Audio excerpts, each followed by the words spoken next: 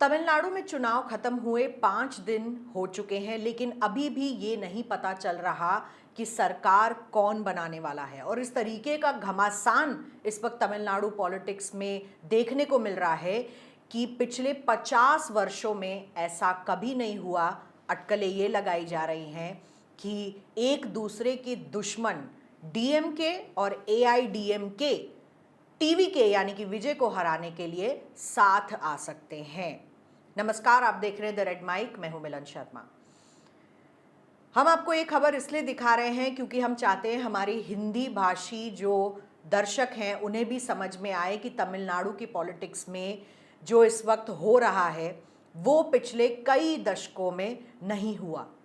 और अगर विजय की पार्टी टीवीके नहीं लाती इतनी सीटें तो शायद ऐसी अटकलें लगना भी नामुमकिन ही समझिए।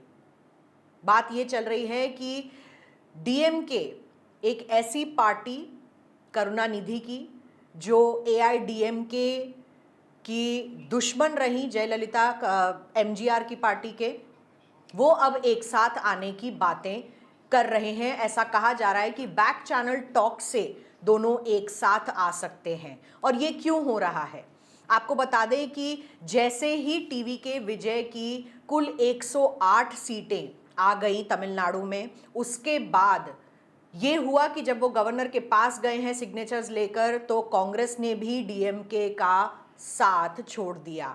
और इस बीच डीएमके कांग्रेस को धोखेबाज कह रही है क्योंकि डीएमके और कांग्रेस की अलायंस थी। लेकिन सीट शेयरिंग के मामले की बात करें तो अब ये भी कहा जा रहा था कि राहुल गांधी, प्रियंका गांधी, सोनिया गांधी और स्टालिन के बीच बहुत अच्छे संबंध हैं, लेकिन उन संबंधों को अलग नज़रिए से अब देखा जा रहा है क्योंकि कांग्रेस पार्टी ने डीएमके का साथ छोड़ दिया। 108 सीटें टीवीके के, जहां पर विजय 2 सीटों से लड़े, दोनों सीटों से जीते हैं, लेकिन कांग्रेस की 5 सीटें, ये मिलाकर भी टीवीके को 118 सीटें चाहिए, जहां तक वो नहीं पहुंच पा रहे हैं। कुल मिलाकर उनके पास सिर्फ 112 सीटें हो रही हैं। अब इसमें बाकी पार्टियों का गणित भी आपको समझा देते हैं। देखिए, डीएमके प्लस अलायंस के पास डीएमके से 59 सीट्स मिली थी, कांग्रेस को 5 सीटें मिली, डीएमडीके को 1 सीट मिली, वीसीके को 2 और सीपीआई सीपीआईएम मिलाकर 2 सीटें, आईयूएमएल को 2 सीटें। तो अब ये जो गणित है, ये कोशिश की जा रही है कि टीवीके के साथ इन पार्टीज़ को मिलना है या नहीं मिलना है। लेफ्ट पर भी सवाल किए जा रहे हैं, क्या लेफ्ट पार्टीज़ का समर्थन लेके टीवीके के विजय आगे बढ़ेंगे, नहीं बढ़ेंगे। लेफ्ट पर भी मामला छोड़ दिया गया है क्योंकि जैसा कि मैंने आपको बताया, लेफ्ट के पास सीपीआई 2 सीटें हैं और वीसीके के पास 2 सीटें हैं, तो 4 सीटें यहाँ से हो जाती हैं और कांग्रेस की 5 सीटें, कुल मिला के 9 सीट और विजय के पास आ सकती हैं। दूसरी बहुत अहम बात ये चल रही है, आपको बता रहे हैं कि एआईडीएमके और एनडीए जो अलायंस है तमिलनाडु में, उसकी कितनी सीटें आई हैं। तो एडीएमके की 47 सीट्स आई हैं, बीजेपी ने 1 सीट जीती है, पीएमके की 4 सीटें हैं और एएमएमके की 1 सीट है। अब ये कुल मिला के जितने भी एमएलएज हैं एआईडीएमके के, जैसे मैंने आपको बताया, रिजॉर्ट पॉलिटिक्स शुरू हो गई है और 25 कुल एमएलए हैं एआईडीएमके के, जिनको ईडी पलनीस्वामी ने पुडुचेरी के एक रिजॉर्ट में बंद कर दिया है क्योंकि अब रिबेल पॉलिटिक्स भी शुरू हो गई है। कुछ जो एमएलएज थे एआईडीएमके के, वो कूद कर अब टीवीके ज्वाइन करने की बात कर रहे थे, तो इस बीच पार्टी भी डरी हुई थी और उन सबको पुडुचेरी में रखा हुआ है।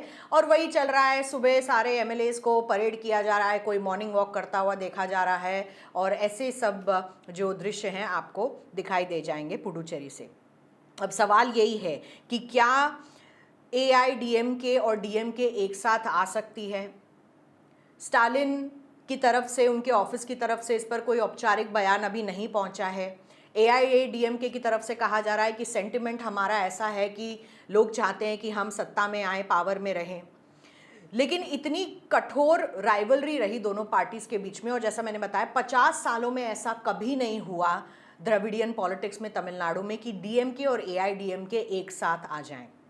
अगर मायने कांग्रेस को सत्ता से बाहर रखने के हैं, जो राजनीतिक गलियारों में बातें हो रही हैं, तो ये भी हो सकता है कि एआईडीएमके की तरफ से डीएमके को बैक चैनल टॉक्स किए जा रहे हैं, लोग आपस में बातें कर रहे हैं, अटकलें लगाई जा रही हैं, लेकिन औपचारिक जो बयान है किसी भी नेता की तरफ से अभी नहीं आया है। क्योंकि अगर कांग्रेस टीवीके के साथ सरकार बना लेती है तो कांग्रेस के लिए ये एक बूस्ट माना जाएगा। केरल के बाद अब तमिलनाडु में भी कांग्रेस पावर में आ जाएगी, जो कई दशकों से नहीं आ पाई है। और साथ में जो डीएमके है वो अपने कैसे जो आगे के राजनीतिक मायने देखेगी, क्योंकि डीएमके की पॉलिटिक्स जो है वो द्रविडियन पॉलिटिक्स है, सेक्युलर सोशलिस्ट आइडियोलॉजी है। साथ में एआईडीएमके जब 1972 में बनाई गई थी, एमजीआर के निकाले जाने के बाद करुणानिधि की पार्टी से, तब से लेके जयललिता आई और जयललिता और करुणानिधि के बीच में बहुत ही कड़ी लड़ाई जो रही। यह कुछ दृश्य हैं, आपको याद होगा असेंबली में जहां पर करुणानिधि के पार्टी के लोगों की तरफ से जयललिता की साड़ी खींची गई थी और जयललिता ने कसम खाई थी कि वो वापस आएगी तो मुख्यमंत्री बनकर तमिलनाडु की राजनीति में आएगी, और 2 साल बाद ऐसा ही हुआ। तो आप सोचिए कि ये बहुत ही दिलचस्प है और बहुत ही अलग चीज़ें हो रही हैं तमिलनाडु की इस वक्त राजनीति में। लेकिन देखना ये होगा कि टीवीके के पास नंबर्स आते हैं या नहीं आते हैं, क्योंकि जितनी बार हमने बताया वो गवर्नर के पास जा रहे हैं, गवर्नर मना कर दे रहे हैं, कह रहे हैं कि 118 सिग्नेचर्स लेके आइए, प्रॉमिस नहीं लाइएगा, सिग्नेचर्स लेके आइएगा। तो क्या अब 2 दिन और लगेंगे? कौन मुख्यमंत्री बनेगा तमिलनाडु का ये डिसाइड करने में? क्या पब्लिक इसको कैसे देखती है? क्योंकि वोट तो टीवीके को ही पड़े हैं, विजय की तरफ ही गए हैं। और क्या डीएमके और एआईएडीएमके अगर साथ में आते हैं तो क्या इनकी राजनीति खत्म हो जाएगी?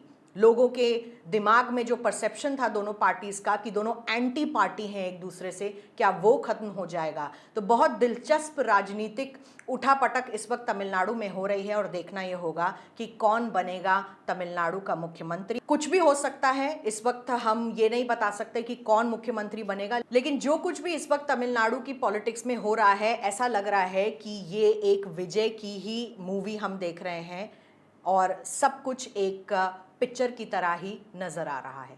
ऐसे और विश्लेषण के लिए आप देखते रहिए द रेड माइक।